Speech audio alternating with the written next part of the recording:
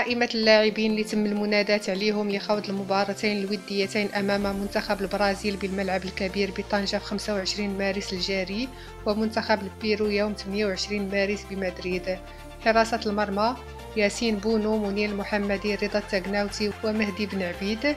الدفاع: أشرف حكيمي، نايف أقرد، غانم سايس، نصير المزراوي، يحيى عطية الله، رياض شادي، أشرف داري، جواد الياميق، عبد القادر عبقار وأيوب عمراوي. خط الوسط: أمرابط، سفيان الصابري، عبد الحميد، عز الدين أناحي، بوشواري بنيامين، بلال خنوس، عمران لوزة وياسين قشطة.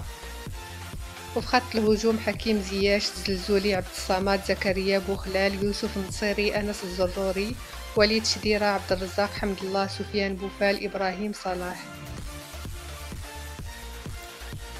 وشكرا لكم على حسن المتابعة.